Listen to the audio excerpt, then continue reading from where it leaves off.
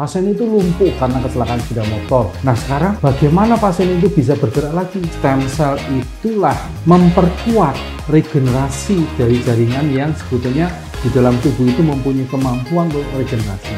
Oh ternyata sel punca itu bisa mempunyai potensi beregenerasi menjadi jaringan tulang rawan, jaringan-jaringan yang kita koleksi adalah donasi jaringan yang dalam tanda petik sebenarnya bisa operasi atau tidak terpakai. 3, 2, 1.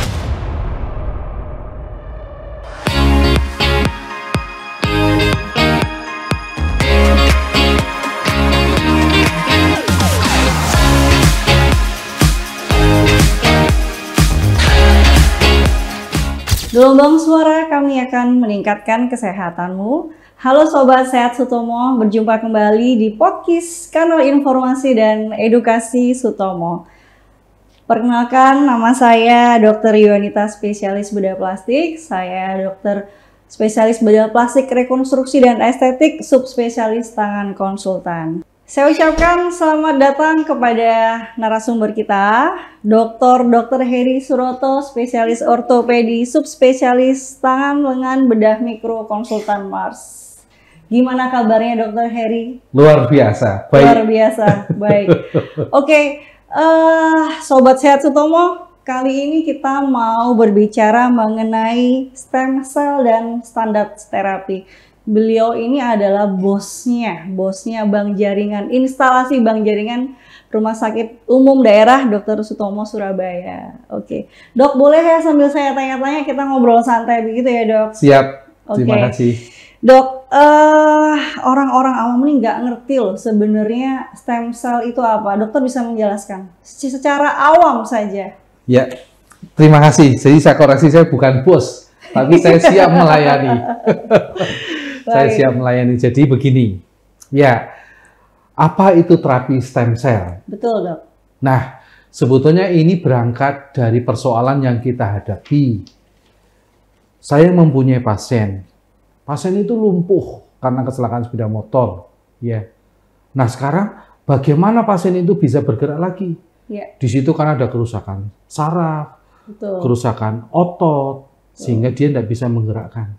Nah, terapi stem cell inilah bagaimana kita memberikan terapi supaya sel yang kita berikan ini dia bisa meregenerasi, bisa memperbaiki, bahkan bisa menggantikan fungsi daripada saraf otot yang rusak tadi.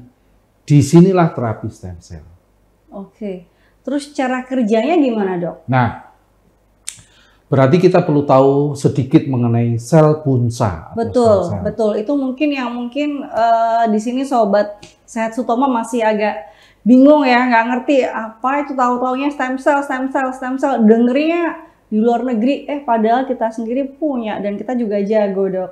Iya. Jadi stem cell atau sel punca sebetulnya semua orang mempunyai stem cell atau sel punca. Sel punca itu sebetulnya sel induk. Jadi tadi kalau saya bilang ada kerusakan jaringan, ada sel. Sebetulnya tubuh itu, Tuhan sudah menciptakan kita, ada semacam sel yang siap-siap untuk melakukan regenerasi. Nah itulah sel punca. Memang semakin usia, maka sel punca atau stem cell tadi, kemampuannya untuk melakukan regenerasi semakin kurang. Itulah peran kita di rumah sakit kita, ada instalasi bank jaringan dan sel, di mana sel itu kita siapkan tentunya dari donor yang masih muda. Nah, mumpung ngomongin soal donor masih muda, jadi misalkan ada pasien datang, Dok saya mau stem cell, gimana prosedur dan caranya? Diambil darah kah atau diambil apalah selnya, atau dari jaringan lemak atau jaringan apa Dok biasanya Dok? Nah, terima kasih. Jadi memang kami di instalasi bank jaringan dan sel RSUD Dr. Sutomo itu merupakan satu public banking. Public banking itu artinya kalau di luar negeri kan ada private banking, sel darah tali pusat, itu diambil dari bayi itu, kemudian di banking. Nah itu hanya untuk pasien sendiri ataupun keluarga sibling ya, atau keluarga ya. Nah, itu private. Kalau kami di Rumah Sakit Dr. Sutomo, khususnya di instalasi bank jaringan dan sel, itu public banking. Nah, donor dari mana? Nah, misalkan ada pasien melahirkan, ya, kemudian mendonorkan plasentanya. Nah, itu bisa kita ambil selaput plasenta atau selaput amnion, atau mungkin darah tali pusat yang mana itu didonorkan, maka darahnya kita bisa ambil, bisa kita isolasi, bisa kita kultur, bisa kita perbanyak. Atau mungkin ada orang yang mengalami patah tulang. Kalau misalkan di sini kan ada banyak pasien kecelakaan. Betul. Patah tulang, kemudian tulangnya pada waktu mau disambung, dipasang pen, itu kan kita lebarkan sumsumnya. Nah, lelehan yang terbuang tadi, tentunya atas seizin pasien, itu kita kumpulkan. Kalau mau, biasanya kan kita buang. Betul. Nah, kalau sudah mendapatkan izin dari pasien, bisa kita isolasi, bisa kita kultur, bisa kita tanam, sehingga kita mempunyai bank, yaitu bank sel tadi. Atau juga pasien yang operasi, lemaknya terbuang dan sebagainya, lemak itu juga bisa dibuang, didonorkan, dan itu kita bisa isolasi, bisa kita tanam stem selnya, sel puncanya. Nah, sehingga kita di Rumah Sakit Dr. Sutomo mempunyai bank sel, bisa dari darah tali pusat, bisa dari sumsum tulang, bisa dari jaringan lemak. Nah, itu kita siap karena kita public banking. Iya, jadi sebenarnya Sobat Sehat Sutomo banyak banget dari satu donor itu bisa kita manfaatin, begitu ya dok? Tepat sekali. Untuk kesehatan pasien-pasien yang lainnya. Oke, pertanyaan selanjutnya. Agak sulit ini dok istilahnya. Apa perbedaan stem cell embryonik, stem cell dewasa, sama induced pluripotent stem cell? Nah, bahasa awamnya aja dok, jelaskannya. Iya. Kalau stem cell embryonik itu sebetulnya secara etika tidak boleh, karena itu diambil dari pada waktu sperma bertemu dengan sel ovum, maka di situ sudah mulai ada satu pertemuan menjadi sigot. Nah, embryonik itu adalah bagian daripada sigot, itu namanya inner cell mass.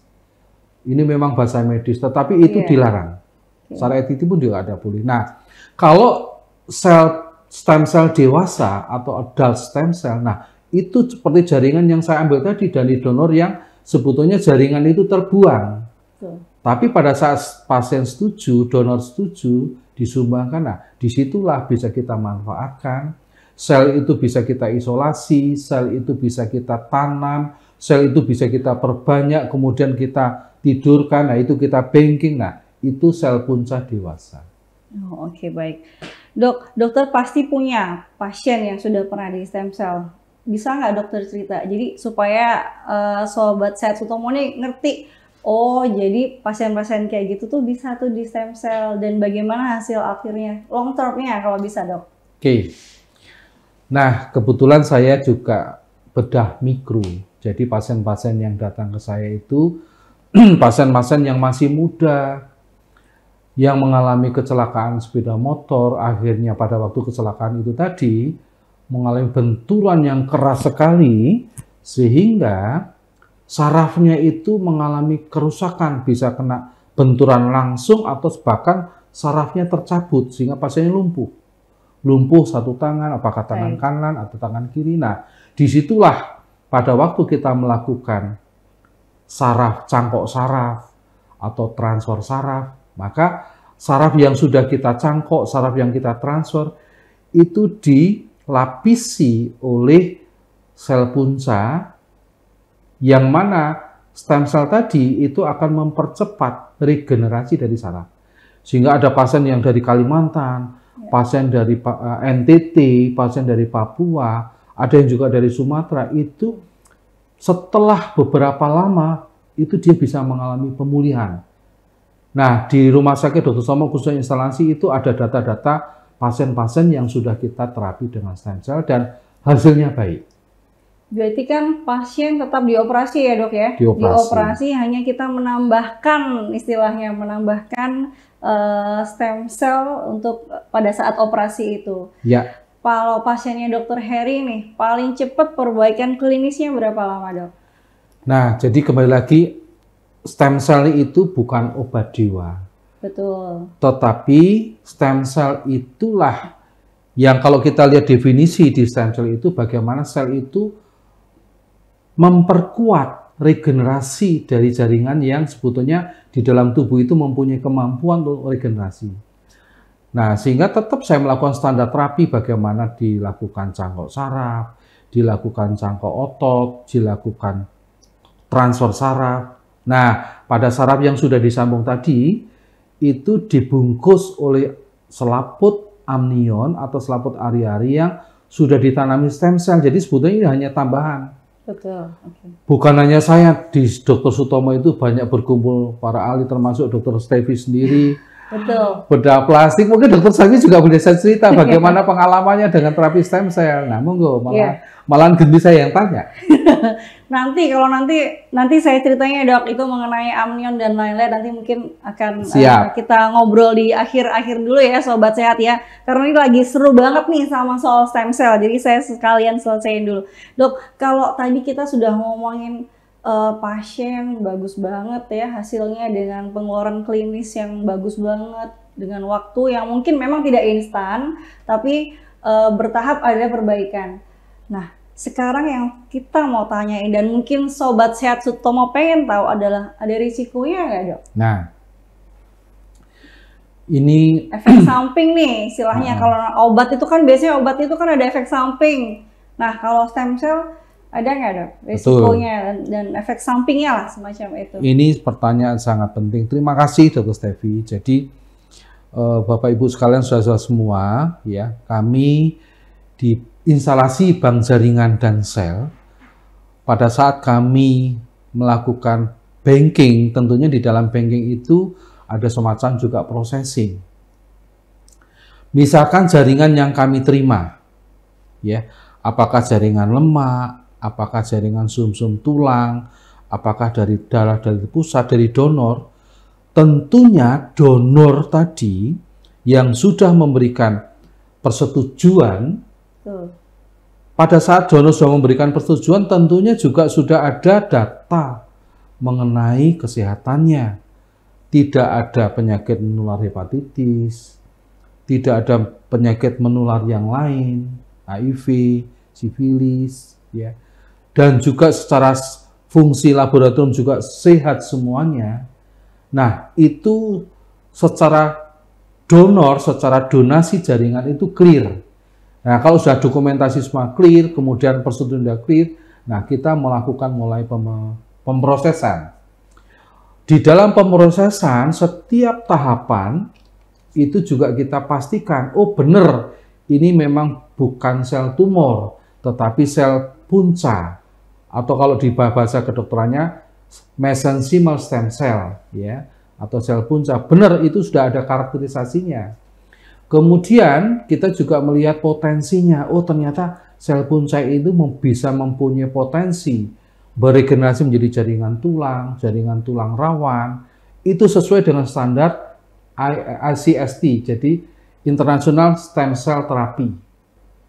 ISCT ya, International Stem Cell Therapy. Nah, standar itu kita pegang teguh. Demikian juga dari Kementerian Kesehatan ada standar juga. Nah, di dalam standar itu kita patuhi, kemudian di dalam setiap pemrosesan itu juga ada pengujian. Tadi saya katakan, oh ini benar stem cell, bukan sel tumor. Oh ini mempunyai potensi. Oh ini tidak ada kontaminasi mikroba. Nah, sehingga dari setiap tahapan proses itu kita bisa menghasilkan atau memastikan bahwa ini betul sel punca. Dan ini secara mutu mempunyai potensi untuk regenerasi. Nah, itulah yang akhirnya kita rilis produk itu. Oke, jadi kalau ada pasien datang, Dok, tadi kan pembicaraannya processing sampai penyimpanan di bagian stem cell ya, Dok. Kalau ada pasien datang, jadi caranya gimana, Dok? Datang ke Dokter Heri dulu, periksa dulu begitu ya, Dok? Ya. Lalu salah satu selnya diambil, tadi misalkan sel lemak. Lalu kita proses, begitu ya, Dok? Ya. Lalu pasien pulang dulu, setelah hasil prosesannya tadi jadi mateng nih istilahnya, baru pasien kita panggil lagi untuk dimasukkan stem cell-nya. Betul begitu, Dok? Nah, ya artinya sobat semua, perlu saya sampaikan di sini, ini alur pelayanan. Jadi kami di instalasi bank jaringan dan sel itu adalah banknya, banking untuk sel maupun jaringan. Nah, untuk alur pelayanan tentunya di Rumah Sakit Dr. Sutomo ada klinik yang di STUC, ya, Surabaya Transplant Organ Center. Nah, di situ ada Dr. Stevi, ada klinik kecantikan, di sana ada klinik ortopedi, ada klinik penyakit dalam, penyakit bedah saraf, dan semuanya lengkap sudah di Dr. Sutomo. Nah, pasien tadi yang katakanlah datang ke saya di klinik ortopedi STUC, nah ternyata, oh ini masih ada kemungkinan bisa kita lakukan operasi, kita lakukan transfer saraf, cangkok otot, transfer otot. Nah, sehingga di situ kebutuhan, oh ini perlu stem cell. Nah, sumber stem cell bisa dari diri sendiri atau namanya autologus. Nah, kalau autologus seperti yang diceritakan Dr. Stevi tadi, apakah dari lemak ataukah dari sumsum tulang? Kalau autologus biasanya dari lemak. Kita ambil lemaknya cukup 1 kali 1 cm kubik. Cukup. Jadi misalkan segini, cukup. Nah, itu kita kirim ke instalasi bank jaringan dan sel dalam keadaan steril, diisolasi stem cell-nya, dikultur, ditanam, kemudian diperbanyak. Nah, memang perlu waktu kira-kira 3 minggu.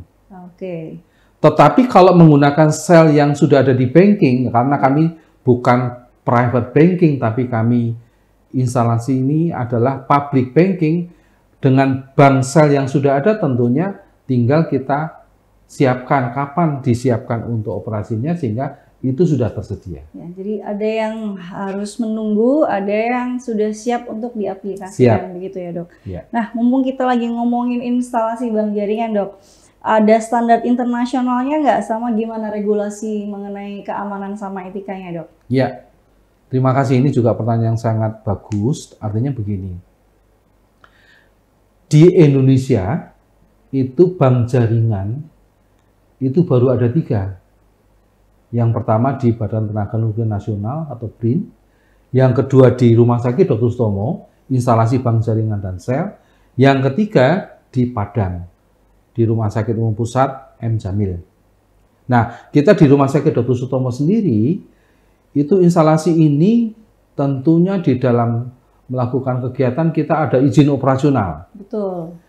Kemudian di dalam kita melakukan pelayanan, atau karena kita di sini adalah unit produksi, di dalam kita memproduksi jaringan maupun stem cell-nya itu ada standar. Jadi Kementerian Kesehatan ada standarnya, Kementerian Kesehatan RI ya. Betul. Tetapi kami juga di instalasi bank jaringan ini juga sebagai bagian dari asosiasi internasional. Kebetulan saya tahun 2018 sampai 2021 itu Presiden Asia Pacific Association Surgical Tissue Bank atau APAS-TIBI. APAS-TIBI, betul. Di tingkat internasional pun kami, kebetulan saya juga karena pas Presiden itu board member di World Union Tissue Bank Association atau WUTBA. Nah, disitulah kita bisa saling sharing bagaimana registrasi produk, bagaimana standar produk, dan sebagainya. Nah, itu kita comply, kita ikuti standar-standar itu. Baik.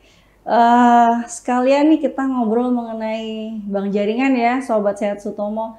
Dok, bank jaringan tuh sebenarnya isinya apa aja, Dok? Instalasi bank jaringan. Dokter ini kan big boss-nya alias kepala instalasi bank jaringan Rumah Sakit Umum Daerah Dr. Sutomo. Bisa nggak dijelaskan kita nih punya apa aja di sana, begitu, Dok? Jadi supaya masyarakat nih tahu kalau mau cari amnion itu carinya di mana, kalau mau cari bone itu di mana. Ya. Izin, mohon maaf, saya bukan big boss, saya pelayan. Kami semua pelayan, Dok, sama-sama melayani masyarakat. Iya, jadi, nah saya sekarang cerita bank jaringan dan sel. Sekali lagi, namanya bank jaringan dan sel ya, itu sebetulnya adalah merupakan satu instalasi atau satu lembaga yang menghubungkan antara donor dan resipien. Betul. Tetapi sebetulnya tidak ada transaksi antara donor dan resipien, nggak ada. Nah, disitulah bisa bertemu di bank jaringan. Jadi misalkan donor, tadi sebenarnya donor itu adalah donasi jaringan yang tidak terpakai. Betul. Ada orang ganti sendi, tulangnya itu kalau mau disumbangkan kita terima. Ya, contohnya nih dok, dari ortopedi dok. Nanti saya cerita sedikit dari bagian bedah plastik. Nah, contohnya donor. Jadi paling nggak Sobat Sehat Sutomo ini kan yang orang awam tuh paling nggak tahu kalau misalkan, oh saya ini pengen nyumbangin amnion ini kemana ya, apa ya. Terus kalau misalkan saya ini habis operasi ini apa, bipolar, habis ngelepas bonggol tulang, ini kan sayang kalau misalkan bisa dipakai untuk masyarakat dan bermanfaat, kan saya kira bisa tuh disumbangin ke kami, ke bank jaringan. Betul sekali. Jadi sebetulnya coba kami dari ortopedi dulu. Saya operasi ganti sendi. Baik. Tulang yang saya ganti tadi kan sebetulnya kasih keluarga untuk dikebumikan atau ditanam dan sebagainya. Betul. Tetapi sebetulnya yang terjadi adalah banyak yang mau disumbangkan. Betul. Nah, yang disumbangkan tadi di kamar operasi tentunya dibungkus secara steril, aseptik, disertai data dokumen persetujuan, kemudian disertai data dokumen, oh saya sehat. Kalau kita donor darah kan kita juga ada dokumen persetujuan, ada dokumen kita sehat, dicek fisik kita. Jadi jaringan yang disumbangkan itu jaringan yang sehat. Betul, baik. Nah, setelah itu jaringan itulah nanti diambil oleh bank jaringan di proses selanjutnya. Nah, selama ini yang kita sudah kumpulkan adalah donasi jaringan tulang. Nah, kalau dari dokter kandungan kebidanan melahirkan, apakah operasi ataukah persalinan biasa, itu ari-arinya ada yang disumbangkan. Nah, itu hanya diambil selaputnya saja. Ya, betul. Jadi Sobat Sehat Sutomo mungkin penasaran, dan kalau saya nyumbangin ari-arinya dok, nanti kan biasanya ari-ari itu kan dikuburin lagi ya dok. Nah, semua itu pada khawatir. Saya termasuk, saya penyumbang amnion di rumah sakit ini sendiri. Jadi jangan khawatir Sobat Sehat Sutomo. Jadi kalau kita mau nyumbangin nih amnion, jadi amnion itu apa? Amnion itu salah satu selaput di plasenta. Plasenta itu yang melindungi si jabang bayi anak kita itu. Kita hanya mengambil dari ari-ari yang diserahkan ke kita hanya mengambil satu lapisan saja amnion, lalu sisanya kita kembalikan kepada keluarga dan pasien. Jadi tetap bisa dikuburkan. Jadi kita hanya mengambil satu lapis saja yang nantinya akan kita proses di bank jaringan. Tentunya ada syarat-syaratnya, ada hasil lab darah, ada inform consent, inform to consent. Jadi semua yang kami lakukan bukan asal itu ada sisa tulang, itu ada sisa amnion, ambil-ambil, bukan. Jadi semuanya harus ada persetujuan dari pasien itu sendiri.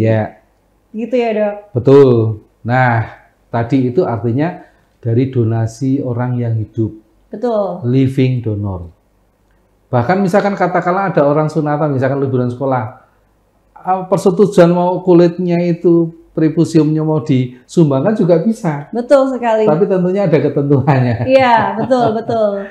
Karena kita harus memenuhi standar-standar yang dan aturan-aturan yang ada di Indonesia ini. Jadi semua data harus lengkap, syarat-syarat A, B, C, D, E semua terpenuhi. Kalau tidak terpenuhi, tidak kami terima. Kebetulan saya salah satu quality assurance di situ. Jadi semua harus kami pastikan terpenuhi sesuai dengan standar. Kalau memang terpenuhi, kami terima, lalu kami proses, setelah itu kami distribusikan. Tapi kalau tidak, maka donornya tidak akan kami terima. Begitu ya dok? Betul, jadi artinya jaringan-jaringan yang kita collecting itu adalah donasi jaringan yang dalam tanda petik sebenarnya sisa operasi atau tidak terpakai. Tetapi ini juga suatu hal yang cukup mengembirakan kita. Ada orang yang sudah datang ke bank jaringan dan sel, kira-kira hampir sekitar 84 orang, yang apabila sewaktu-waktu meninggal, itu rela untuk mendonasikan jaringannya. Itu sudah tercatat, itu sudah ada inform consent-nya juga, inform to consent juga. Nah, itu namanya cadaver donor. Jadi seandainya saya meninggal, saya sudah mempunyai kartu dan itu sudah ada di bank jaringan, maka pada waktu keluarganya meninggal dari calon donor yang sudah terdaftar tadi, telepon ke Rumah Sakit Dr. Sutomo, telepon ke bank jaringan, itu jenazahnya bisa diambil jaringannya. Tetapi misalkan katakanlah sudah diambil tulangnya, diambil tendonnya, sarafnya, pembuluh darahnya, selaput jantung, artinya jaringan-jaringan yang kalau dikebumikan nanti menjadi tanah, itu sebetulnya orang yang mendonorkan tadi itu bisa kita proses.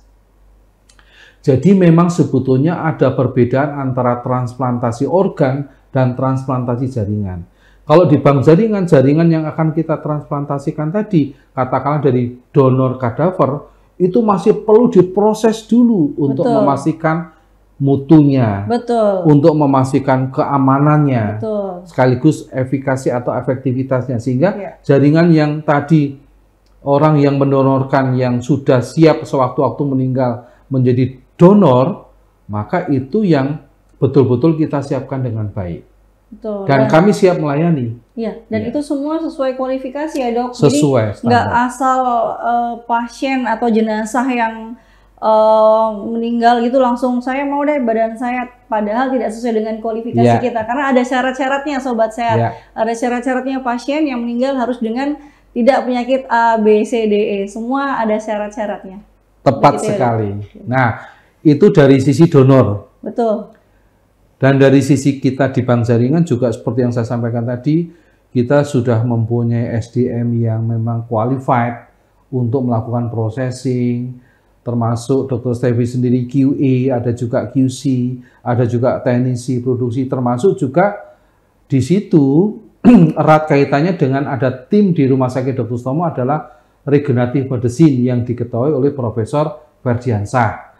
Nah, disitulah dokter-dokter yang sesuai dengan bidangnya, apakah bedah saraf, katakanlah menangani stroke, kemudian dokter neurologi juga menangani stroke, apakah dokter Stevi bagaimana plastik, bagaimana orang pengen tampil cantik, atau mungkin orang pengen, saya seperti botak pengen tumbuh rambut lagi. Nah, betul.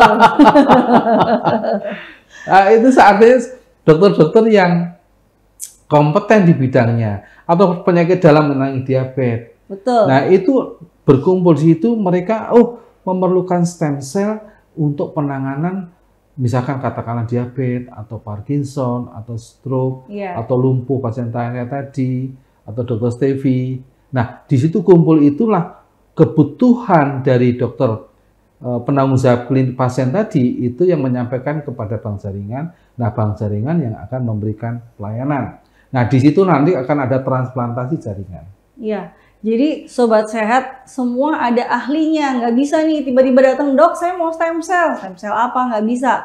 Jadi semuanya harus datang sesuai dengan ahlinya, mau ke penyakit dalam kah, dokter bedah ortopedi dan lain-lain sebagainya. Nanti dari beliau-beliau ini yang ahli yang akan mengarahkan ke kami dari bank jaringan. Tepat sekali. Oke, dok ada pertanyaan lagi dok, bagaimana regulasi terkait keamanan dan etika sama penggunaan stem cell ini?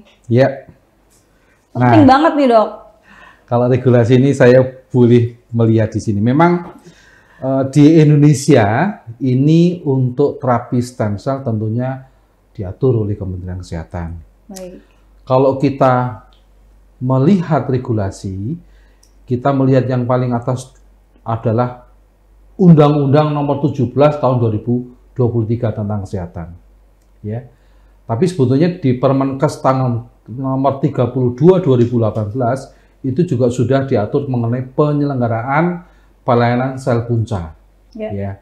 Di situ sudah jelas apa yang perlu dilihat di dalam penyelenggaraan pelayanan sel punca. Nah, yang terbaru ini adalah Kemenkes 1359 tahun 2024 itu terkait dengan standar implementasi pelayanan sel punca pada bidang ortopedi dan traumatologi. Jadi di sini sudah ada 15 penyakit yang menjadi standar pelayanan. Tentunya standar, kenapa kok bisa menjadi satu standar pelayanan? Ini melewati perjalanan yang cukup panjang. Bagaimana di dalam membangun standar pelayanan ini dari kolegium ortopedi, kemudian tentunya sudah dikaji, kemudian dibawa ke Kementerian Kesehatan, ya. Nah, 15 ini boleh saya bacakan di sini adalah. Boleh sekali, Dok.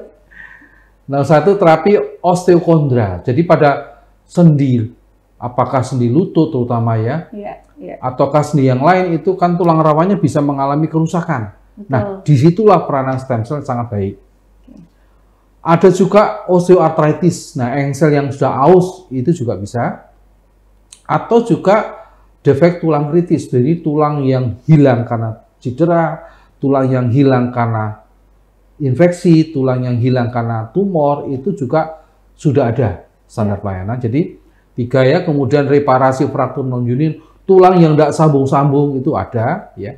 Kemudian cedera medula spinalis atau orang yang mengalami kelumpuhan, anggota gerak bawah. Kalau tadi bidang saya anggota gerak atas, monoplegi. Nah, ini paraplegi itu ada spinal cord injury atau cedera medula spinalis.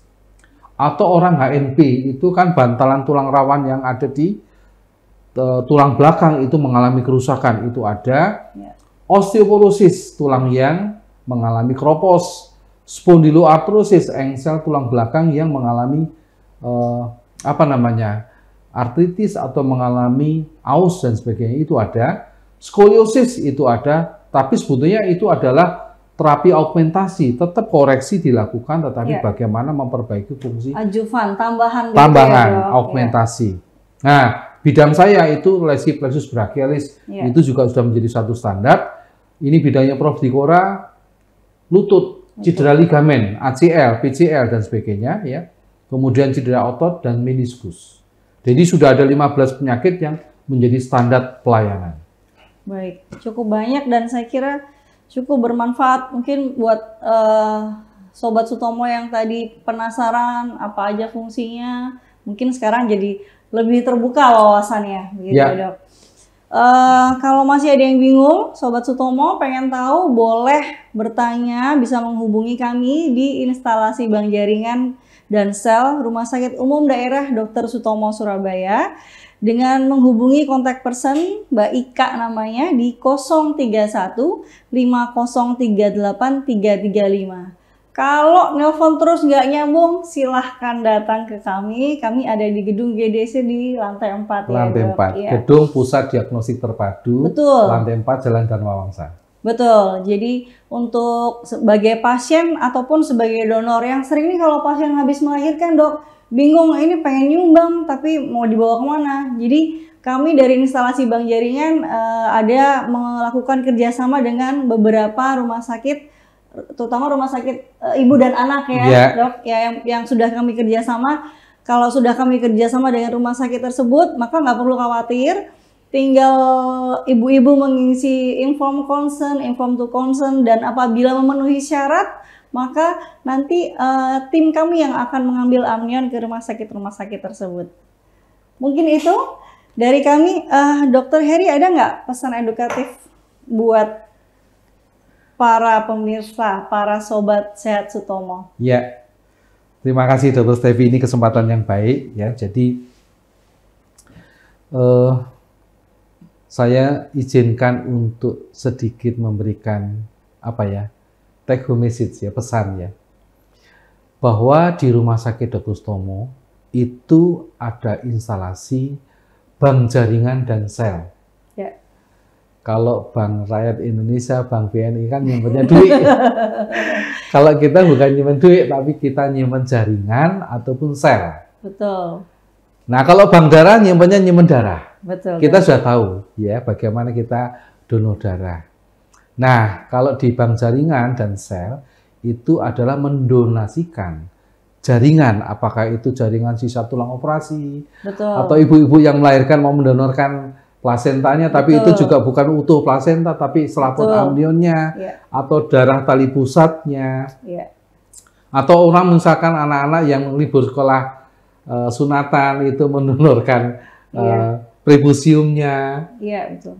Bahkan ada orang yang mendaftarkan diri untuk menjadi donor kadaver. Apabila sudah meninggal, maka boleh diambil jaringan tulangnya, tulang rawannya, pembuluh darahnya, sarafnya. Itu kan diambil dari jaringan yang meninggal. Nah, tetapi pada waktu kita sudah ambil, kita tetap mengembalikan dalam keadaan dari luar utuh, karena kita lakukan rekonstruksi. Sehingga dari keluar masih tetap kelihatan ada utuh ya. Nah, itu bisa dilakukan.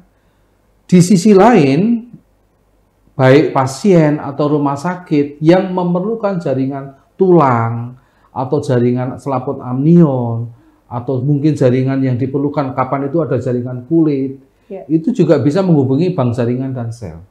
Jadi disinilah ada satu banking. Tentunya kalau transplantasi jaringan lain dengan transplantasi organ. Kalau transplantasi organ langsung di kamar operasi. Tapi kalau transplantasi jaringan, jaringan yang didonasikan tadi kita proses dulu untuk memastikan mutu, keamanan, tidak ada kontaminasi mikroba, tidak ada sel tumor ya. Nah, itu nanti bisa digunakan lagi untuk pasien yang memerlukan. Nah, silakan hubungi kami di instalasi bank jaringan dan sel. Kami siap melayani. Kami siap melayani. Jadi kalau ada yang masih galau, sobat Sehat Sutomo masih bingung, kayak tulang buat apa ya nantinya? Misalkan tadi saya sudah sering nih singgung ambil amnion dari plasenta buat apa? Terus kalau nanti jadinya bentuknya seperti apa? Terus tulangnya itu nanti bentuknya seperti apa ya? Besar atau balok atau kubik atau bahkan serbuk. Nah, silahkan langsung datang ke kami atau bisa menghubungi para ahli-ahlinya langsung. Saya kira itu yang bisa kami share hari ini ya, Dok. Terima kasih. Saya sebagai host Dr. Yonita Safitri-Dianti mengucapkan banyak terima kasih atas waktunya, dan juga dari narasumber Dr. Heri Suroto mengucapkan terima kasih. Stem cell untuk regenerasi dan harapan baru di masa depan bersama RSUD Dr. Sutomo, masyarakat sehat dan menyehatkan. Terima kasih. Terima kasih.